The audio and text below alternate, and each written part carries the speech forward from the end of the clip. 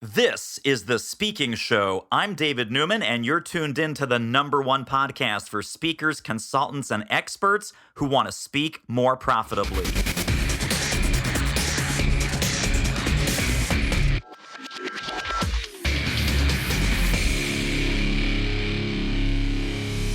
My next guest is the guy that you probably came here for. You know how, like in baseball, you have that anchor guy, the guy that does cleanup, the guy that you came to see? I am here with Mr. Michael Zipursky, consultingsuccess.com. When your domain is consulting success, you know you're going to hear some smart things. Michael, welcome. Hey, David. Thanks. Great to be with you. Let's talk first about some common myths and problems and sticky points. So we'll start with the mess. A lot of consultants, and this is true of newer consultants, and I'm sure you see it with kind of the mid-career consultants that you work with, and maybe even a couple of the rock stars. Consulting and selling are sometimes like oil and water. And you hear things like, well, Michael, all of my work comes in by referral. Well, Michael, all of my business development is word of mouth. I don't like marketing. I don't do marketing. I don't want to sell. I'm too smart to sell. I'm a trusted advisor, Michael. I shouldn't be out there peddling or cold calling or making people think that I need the work. Let's start with mindset, especially around consulting, marketing, and consulting sales. What have you seen and how can we fix it? Yeah, I mean, you're hitting on a really important point that impacts probably every consultant at one stage or another in their business. And it really comes from, this place where most people are not used to promoting themselves. They come from an organization or a background where the spotlight was put on their company, the product or service that the company had, but not themselves in the organization. So now when they step out into this world of consulting, it's not a product or a service that they are really focusing on. They are the brand, they are the company. And for many people, that can be uncomfortable. But what I've seen over the last 11 years of working with consultants directly, David, and 21 years of building my own consulting businesses around the globe is that it doesn't matter what stage you're at in your business. You always need to be marketing. You always need to be focused on selling. But those words don't have to and should not feel the way they likely feel when you hear them. For many people, they're uncomfortable. It's like, I don't want to bother people. I don't want to interrupt people. And I think the mindset shift that everyone wants to embrace or should look to embrace and that I would offer is to look at those words rather as something that you do to someone, but instead that you do for them, right? And so it is about providing value. It is about building relationships. It is about going from being invisible to becoming visible, going from off of someone's radar to getting on their radar, and then staying on that radar consistently by continuing to provide insights, ideas, value, and really, cultivating and strengthening that relationship. And so it doesn't matter whether you are just getting started or maybe you've transitioned from corporate and you're 3-4 years in, business has been great. As you said, you've just got referrals and introductions and that's, you're at $300,000 a year. You're feeling really good. But at some point, it doesn't matter whether you're there or we have some clients that are doing $2 million a year and they've got to that place all on the back of referrals, their network, and just what they've done to that point. But you're always going to reach a place where you recognize to get to that next level, you can't keep doing the same things you've done before. What most people find is that what I call the referral well starts to run dry, right? It was bountiful, overflowing with water at some points, but you start to notice that you're not getting the amount of referrals or introductions that you used to. The opportunities are a little bit scarce. And then you either can choose to be proactive about it, which is to go, okay, I see this coming. I know it's not going to be, that future isn't looking really great if I don't take action now, which is the ideal and what, you should be doing. But what a lot of people do is they go, no, it'll probably turn around. Things hopefully will be okay. And hope is not a good strategy. And for most of those people that just wait, they have to be reactive and then they have to try and restart and work on that process. It's not too late, but if you can take action sooner, you'll be in a much better place. I love that. Now, you mentioned about kind of going from sometimes we're a corporate escapee, and there's a lot of our folks who, when we say consulting revenue summit, they go, oh yeah, I'm a corporate guy. I just got laid off because of COVID or, underemployed, unemployed, whatever. I've always wanted to be a consultant. So now they're starting and launching their consulting business. Some folks are going from, 50, 60K. I'd love to make, man, Michael, can you help me hit six figures? Can you get me past that 100K threshold?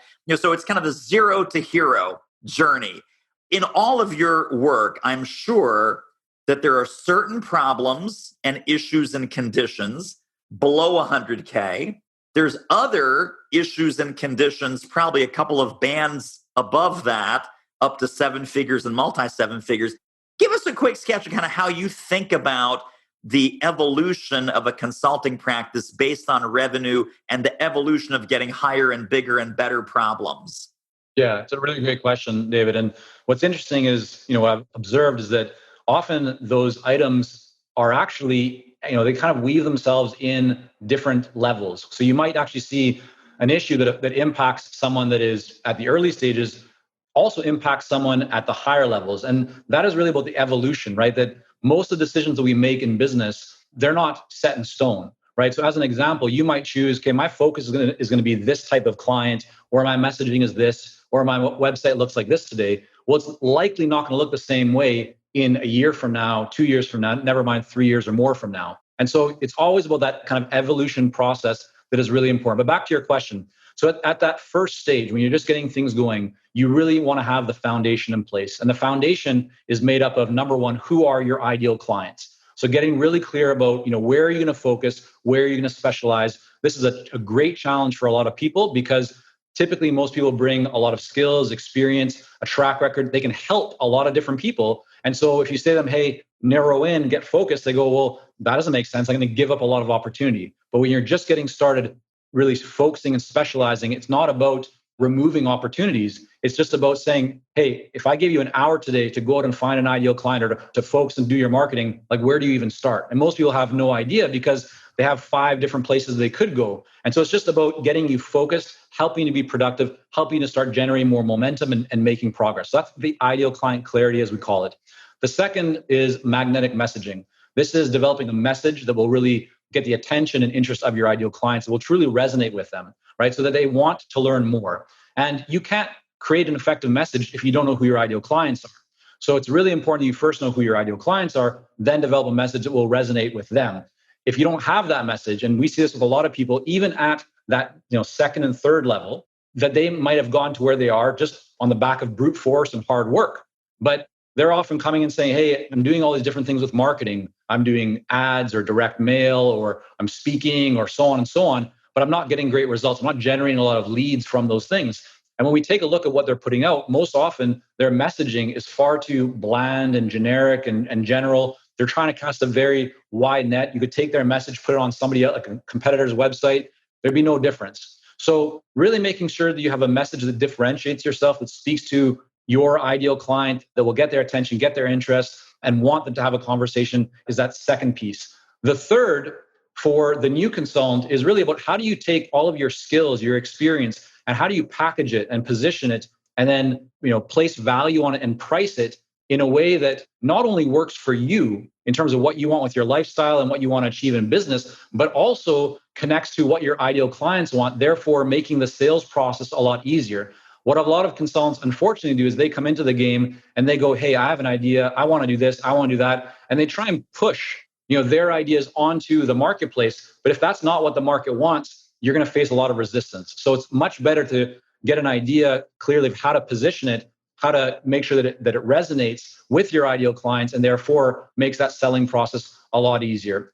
So that's kind of the initial base 3 things. There's also the marketing piece, but that marketing piece really blends into the next level. And at stage 1, marketing should be really thought of more in terms of conversations. Don't think fancy funnels, don't think technology, just focus on having conversations with your ideal clients, because as a consultant, that's how you win business. We're not in the business here of selling books only, or of selling, ties or underwear or, fancy products. If you're a true consultant, you're typically selling a high valued service. There might be a product component to it, but there's, multiple people involved in making the decision around it. And it's not a decision that is made lightly. That doesn't happen just off of somebody watching a webinar, right? That happens from having a conversation. And so you can think about all these other things that are in front of you as options and opportunities, all the new trendy stuff and social media and all that kind of stuff. And that's all valuable. But at the end of the day, you need to have a conversation. So stage one into stage two, be thinking about conversations. At stage two, this is now where you want to go, okay, how do I start to create a lot more predictability and consistency with my marketing? And this is where you really want to start to dial in. And then once you have the foundation of what we call the marketing engine, then you want to look at how do you optimize it. So you start getting feedback from the marketplace as you get your marketing engine up and running. It's creating more conversations and more kind of responses. But now you want to take all that data and all that feedback and look at how do you actually make it better and better and better and make it so that it's creating a lot more consistency for you. And you're starting to have a lot more conversations that leading to a lot more proposals, right? And then that next piece would be looking at, okay, everything you have going on so far, what is working well and what isn't, right? And then making those optimizations. So what we always like to do with clients, David, is we'll actually look at their pipeline when they're kind of at that next stage and go, okay, let's break down and actually see, how many conversations do you have here? How many leads do you have? How many proposals? How many wins? How many losses? And based on that, we can very quickly see kind of the overall health of their pipeline, but also of their business. And so if we see, for example, that they have lots of proposals, but those proposals aren't succeeding, they're not being won, we know, forget about leads. Don't even touch leads right now. Let's fix the proposal. If we see, hey, they're having a lot of initial leads, but people aren't moving on to that next stage of a conversation, we know that's the area that needs to be focused on. So we want to break things down there. And then at the third level, it's everything we've talked about as well, because sometimes, again, people have gotten to that level just by working hard and being in the right place in the right time and so on. But we want to reevaluate and see, can their message be tighter, right? Can their marketing be made better? In some cases, also, okay, you've gotten to where you are because you've done a really great job of going out and winning RFPs, or you've leveraged your network, or you've done speaking. But now we want to do is we want to, move them to that next stage where they're actually going to get it in front of their ideal clients through multiple channels. So if you've only been speaking, how can you add on, whether it's ads, or can you add on direct mail, or can you add on partnerships, or another writing for publications, things of that nature that is going to get their message in front of a lot more of their ideal clients in a more leveraged way. And so the other note there is about authority and brand building. And this is something that should be thought about, and you should start planting seeds and working on this stuff even at stage one. But at stage one, your focus should be much more on outreach and follow-up than it should be only on content. And the reason for that is that if you focus too much on content early on, content is a long-term play. You can write an article today. It might take months, even a year or more, for it to really have an impact, depending on where you're publishing it, your own website or somebody else's. But I can literally say, hey, David, you're an ideal client of mine. I'm going to find you on LinkedIn or whatever, membership directory, and I can send you an email today, right? Content doesn't do that. So early on, you want to spend more of your time doing direct outreach and follow-up. As your pipeline starts building, and as you get into those next stages, this is where you can and should be focusing a lot more on content development, authority building, brand building, because the benefit of those is much more long-term compared to just doing outreach and follow-up. And when you do that, you start getting a lot more inbound inquiries, and really you're able to build a business. And then the other part at stage three, the other piece that becomes really important is how do you scale and grow what you have beyond just yourself? And even if you have a team, how do you increase your levels of profitability? How do you increase your freedom within the business so you have better systems, better processes, team, and so forth? Okay, well, this interview is done. Michael Zaperski, thanks for being with us. My pleasure, David. No, I'm kidding. Sit down, my friend. Hey, this interview is a real moneymaker. If you're serious about ramping up your reach and revenue as a speaker, trainer, or expert, book a confidential speaker strategy call with our team. The link is doitmarketing.com/call. It will be the most valuable 45 minutes you invest in your speaking-driven business. Speaking of value, let's get back to the show. Man, there's like 17 different value bombs that you just dropped there. I'm going to try and pick a few of them up. And we are preaching from the same playbook. I mean, I tell folks that nothing good happens outside of a conversation, right? It's conversation, conversion, clients. That's it. It's super simple. What a lot of people, and I'm sure a lot of people in your programs also, they go, okay, Michael, that makes perfect sense. I got it.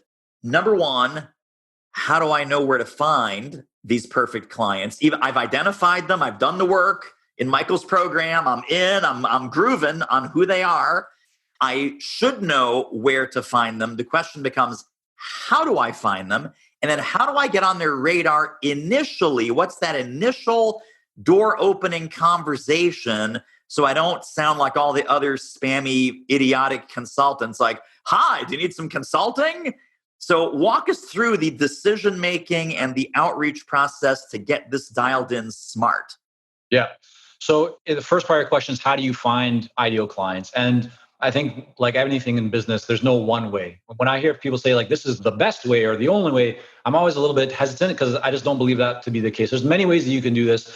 In terms of finding ideal clients, LinkedIn, let's just start with that because it's a great platform. It's not for every potential type of business owner or consultant, but for many, it works really well, especially using Sales Navigator, which is an add-on for LinkedIn, very inexpensive as a monthly fee. But what it allows you to do, and this is again back to what we kind of worked through with our clients at the start, is the ideal client clarity.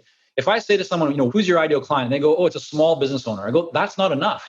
You got to be very specific. So you want to look at things along the lines of what industry are they in? What is their job title? How many people do they have in their company, or what is their revenue level? What geography are you talking about? And then are there any other factors that are important for you to consider? Some people, just go, yeah, I want to work with any kind of company in manufacturing. That's not helpful, right? You want to go, okay, within manufacturing, do you really enjoy working with the big companies? Do the small startups have the ability to even pay you what you want? Like there's a lot of factors that you want to consider. So let's now say that you have the criteria, you really honed in. You can go to a place like LinkedIn, or you can use a tool like Apollo.io. There's a whole bunch of ones out there. And you input your criteria, and now you get a list of ideal clients. And the powerful thing about, let's say, a platform like LinkedIn is that not only can you find the actual companies that meet that criteria, you actually see a picture and the name and the contact information for the actual person that is the decision maker that you want to reach out to. So now let's say you've done that, okay?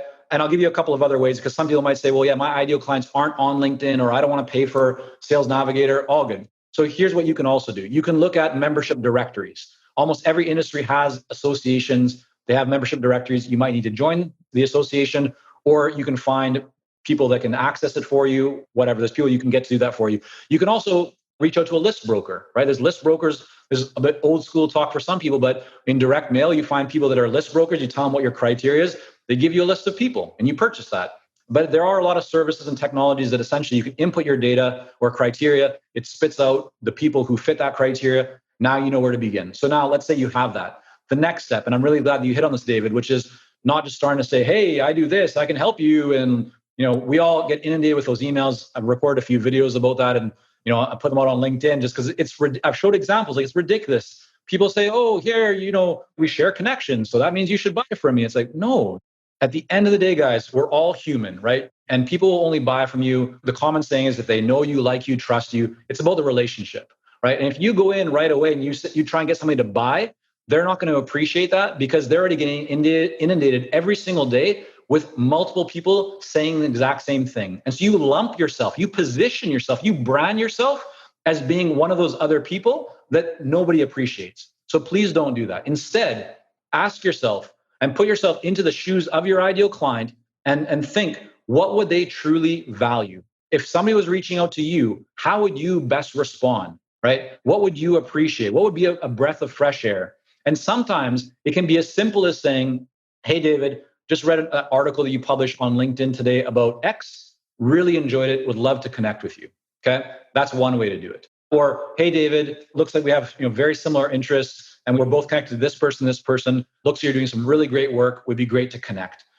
Okay. That's with LinkedIn. Now, you don't have to always send a connection request message first, although it's a great starting point. You might just decide to send an email. Or if you have Sales Navigator, you can send an in-mail message, which is essentially like an email message through the LinkedIn platform to people you're not even connected with. And in that case, you could do the same thing to start off, because what's interesting about this approach is people don't expect you to do that. People these days actually expect for you to go in for the jugular, right? They're expecting that every message they get is going to be someone trying to sell them something. So when you don't, it's like, wow, that's a breath of fresh air. This person is actually like thinking about me as a human being. They appreciate that. But the other thing that you can do is you say, hey, David, I read the article you put out or that you published on this publication or whatever website. I work with clients or with leaders, let's say in the automotive industry, since I know you're a BMW guy.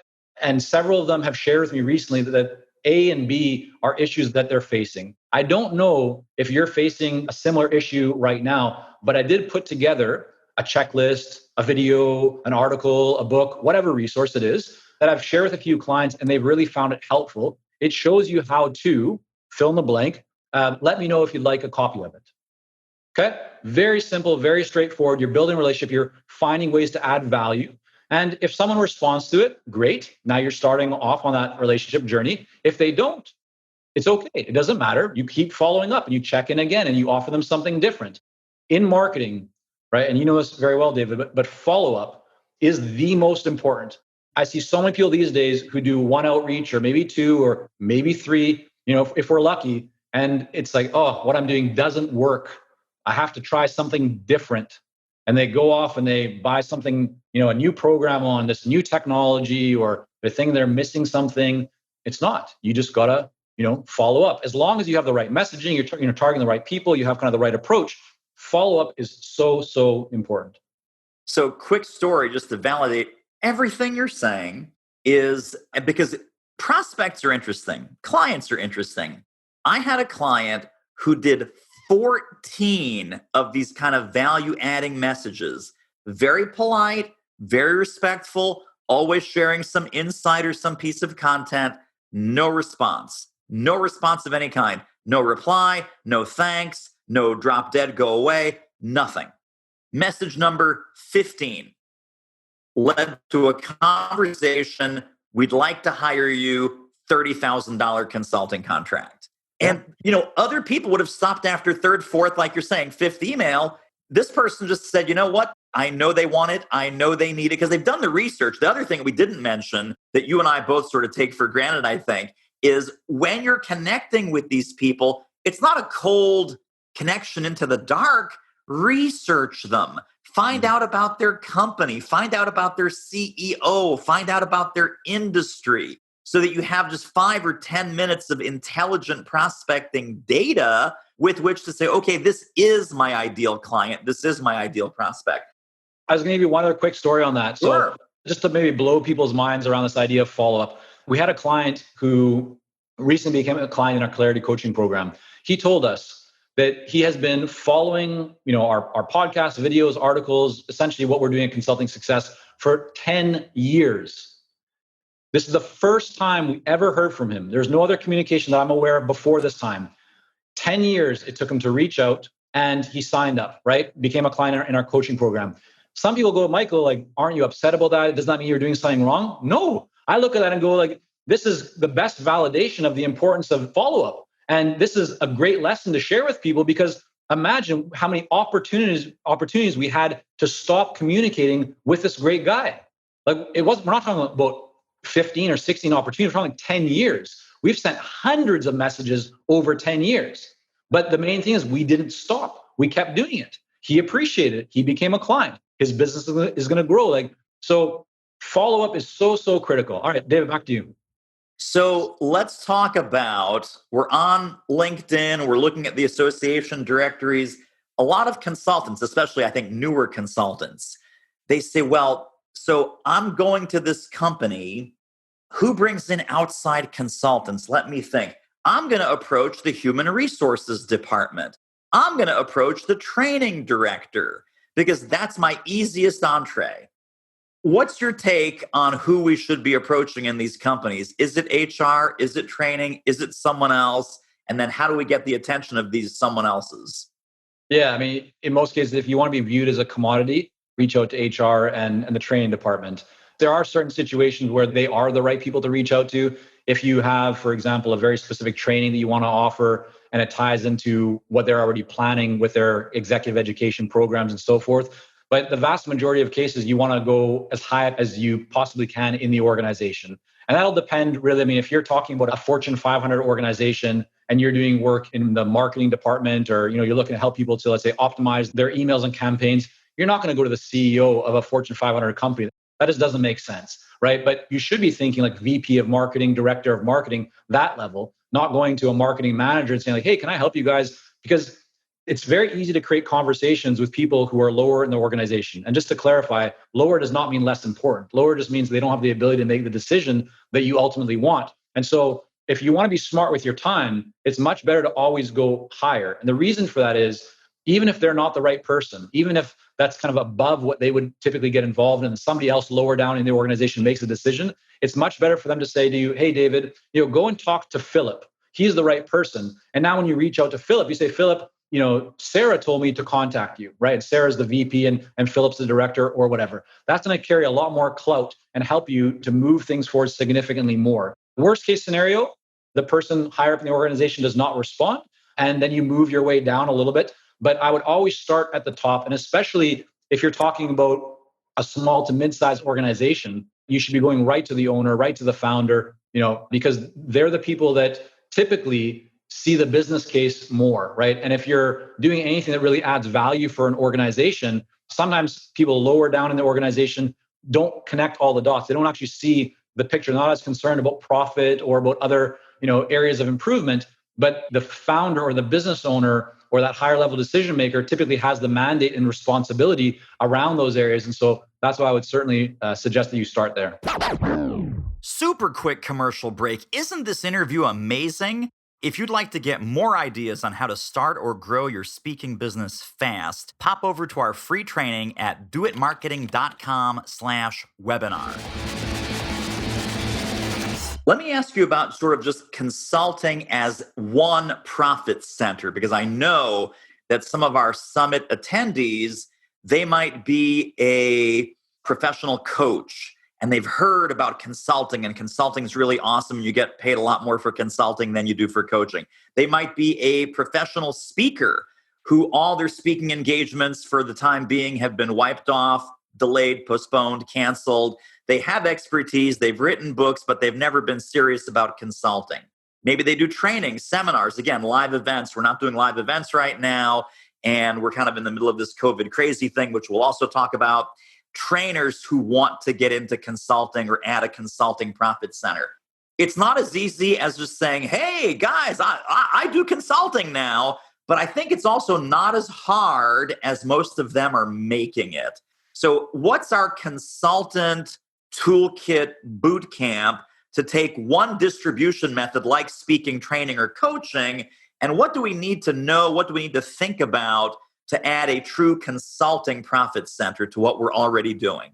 The first thing is that most people I've observed are already doing some form of consulting in their work. They just don't know it, right?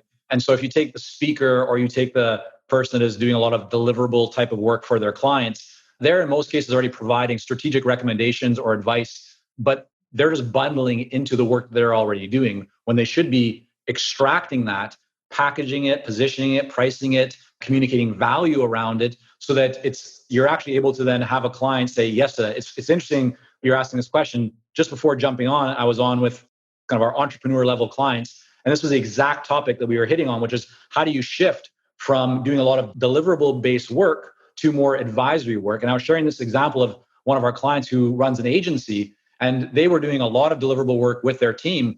They really want to shift more to advisory. And fast forward to today, they now have, I think it's 4 or 5 advisory clients. Each client is a 6-figure client for them. And so back to your kind of initial question here, David, the most important thing about doing this, about kind of monetizing your expertise and getting into consulting, and these days consulting is a word that everyone likes to use, but really it's about helping people to solve problems. And the most important part beyond first getting clear around what is it that you're actually offering, right? So you first have to put some structure around it.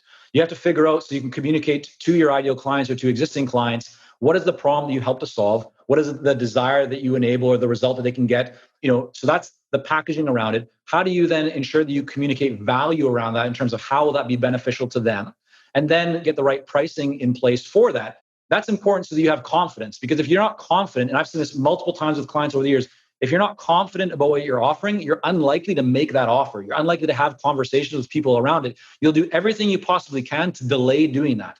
And that's not what you want. So first, get a bit of structure around that, get clear on that. Once you have that, then this is the next most important part. And it's simply to start making that offer to people. So if you are a speaker, we'll take that as an example. You can go back to all of your past clients, all of maybe your existing clients or things that got canceled or whatever it might be, and have a conversation with them about what they're currently doing and tell them, hey, I know I was going to be able to talk about this, but have you thought about these things? I could help you with these things. And so you just introduce opportunities to help people with that. You might update your website a little bit with it, but certainly that is not a requirement. It's more about just taking and looking at what are you currently doing that adds value? What is that advisory or kind of strategic recommendation piece, extracting it, pulling it out. And then even if you are going to continue doing speaking online or whatever, you just have a separate almost line item, a separate opportunity, which now becomes the consulting base. And what we've observed with many clients is that as they start doing that, they get more people saying yes to it. And then the percentage of deliverable work compared to advisory consulting type work shifts, and they end up doing a lot more advisory, a lot more consulting, which is fantastic because not only is it much more leverage in terms of, it doesn't require as much of your time or a team member's time, but the profit margin is significantly greater. Absolutely right. Well, which brings me to my next question, both for newer consultants and for folks that are transitioning their profit centers into a new consulting revenue stream. A lot of these other profit centers have a fixed fee. So a professional speaker might say, oh, you want a keynote? Great. It's $12,000. And generally, it's going to be somewhere between $10,000 and $12,000, a little bit of negotiating, a little bit of upselling, $12,000 plus some books, whatever. Oh, you want coaching? We'll have a 90-day executive coaching package. That's $9,500 per executive. How many people would you like to put through it? So things like that, there's a defined number or there's a range that they're sort of comfortable quoting and that they're comfortable getting. Now we go into the wilderness, the pricing wilderness of consulting. And then people go, Michael, do I charge hourly? Do I just pull a number out of my hat? Do I ask what their budget is and kind of just hit that budget plus 10%? Is this a guessing game? How do we price consulting, my friend? How does that work? Yeah. So, this is a big question. Again, there is no one way to approach this because even though I dread and really despise the idea of hourly fees, there are certain situations where, in consulting, that you typically have 4 different business models that are proven that work exceptionally well for a consultant. And one of those models is the firm model. You think the classic McKinsey, Bain, BCG, right? They are based in many cases on hourly fees. And that model works well if you have a lot of other consultants or associates that are going out, you're paying them $100 an hour, you're billing them out $300 an hour, you're capturing $200 in margin. That can work, right? But for most consultants, that is not the path that you're going to want to take. And to answer your question, David, there's so many different paths. I'll rattle off a few here, right? You might figure out as a starting point how much time is involved, how much expertise are you bringing, and then increase that by a little bit to do kind of a project-based fee. You might have a daily fee. You might charge a retainer based on, each month, X amount of dollars. You might have a value or an ROI-based fee where you get clear on what is the actual value and outcome for this client. Let's say you're going to help them to generate an extra $1 million this year. You want to give them a 10 times return on investment. So your fee is $100,000, right? That could be another approach. And then there's also upside or performance or equity related deals. So there's a lot of different factors at play. I would say that what every consultant should be focused on is essentially earning a high level of compensation that is equitable, to and in relation to the value that they are creating for their client. So if you're going in and working with a client and you're helping them do something that doesn't really move the needle, and maybe they're adding an extra couple of $1,000s to their bottom line or something, you're not going to go and charge $50,000 or $100,000 or $1 million for that. But if you're going in and you're doing something that is not only going to improve the profitability or the sales or the revenue or reduce employee turnover or reduce the level of stress or help somebody to get to a higher level in their career or in the organization, then you can charge a significant amount of money that has to be viewed, and this is the key part, that is viewed as a great return on investment for the client. And so pricing is part art, part science, right? The science part of it is you can clearly figure out how much do you want to be earning as a consultant. You can figure out how many hours you're going to be working, right? And you can get, okay, here's kind of my hourly rate that I'd like to at least receive as a baseline, and then just make sure you charge above that, right? That's a simple way to do it. But I think a better way is to first get clear about what is the line that you will never cross, right? To ensure that you're always receiving a project that is profitable. But then what you want to do is you also want to look at what is the value component. So you figure out kind of what is the profitable base fee, but then there's also the value component, which is, yeah, I'm doing this work, this level of involvement and time, but I'm also contributing this level of value and potential result and outcome for the client. Therefore, I'm going to make sure that my fee takes that into consideration. And once you've done that, then you got to go to the client, right? And you're going to have a conversation with them, and you're going to ensure that they feel the same way. Because if you haven't done a good enough job communicating the value that you're going to be delivering to them, and if they just view you as another commodity, and they're just thinking, okay, yeah, what you're providing, David, well, Tony over there or Teresa, they said something very similar and they're charging me less than you are. I'm just going to go with them. Then you've lost. And that's why fees, David, is not just about what you charge. Your fees are actually influenced by everything that happens before you even show your fee, which is the your marketing materials, your intellectual property, your authority building, and most importantly, I would say, the conversation that you have with your ideal client before you even talk about fees. That's really your opportunity to ask great questions, to dig deep, to truly understand their situation, and to demonstrate to them before they even engaged you that you can add a lot of value, because by asking great questions, they start thinking to themselves like, wow, I didn't even consider that. Oh, these other consultants that I talked to didn't ask me those questions. This person clearly knows what they're talking about. Okay, yes, they're charging me more, but I know that I get what I pay for, and I'm prepared to invest more, because now you're already shifting their mindset from just being a commodity, hourly fee, daily rate type of consultants to someone that is now charging more, but they're thinking about you as an investment, not as an expense. Yes, yes, yes, yes, and amen. We just have to acknowledge that there's some COVID craziness going on. I know we have a resource coming up here in a couple of minutes that you're going to help every consultant and every thought leader pivot and flex and thrive in this crazy upside down time. But I do want to talk about, at this moment, there is so much uncertainty, there is so much turmoil, there is so much upset in the corporate world. We don't know what's happening with COVID-19. The economy's a disaster. All kinds of things are happening. Now, obviously, some industries are doing great and booming, and some industries are, okay, and some are devastated. Some might never even come back the way that we knew them back in March of 2020.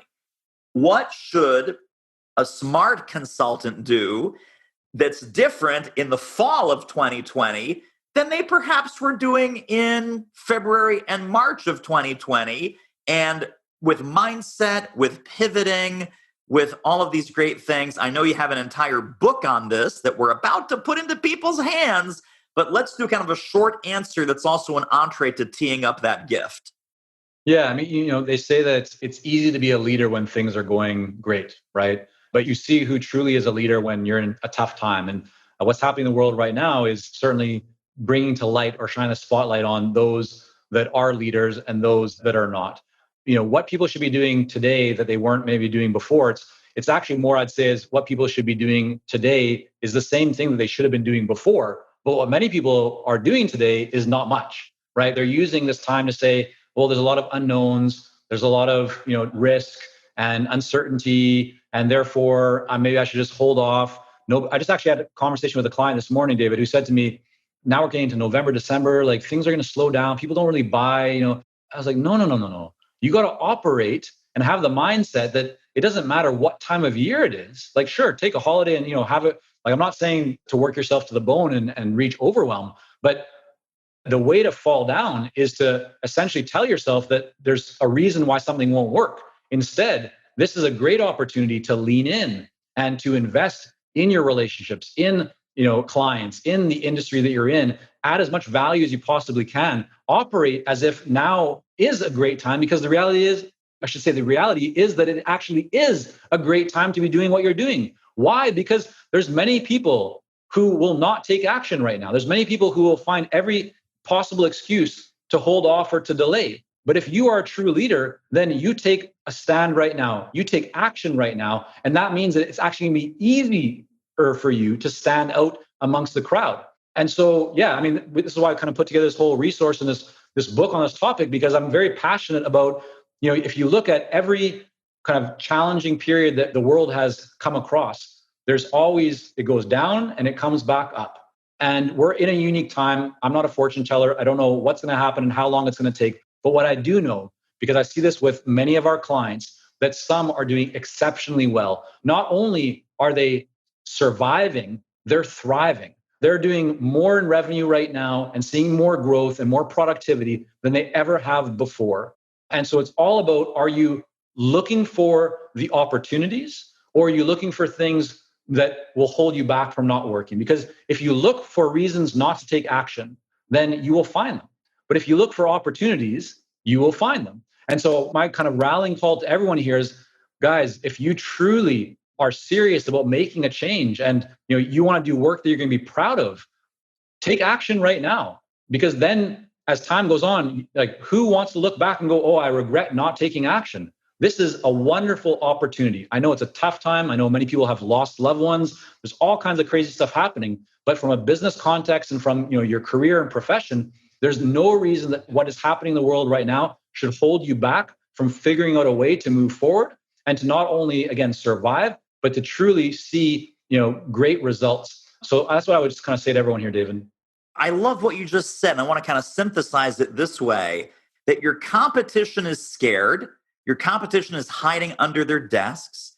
Your clients and your prospects are hurting more than they did before.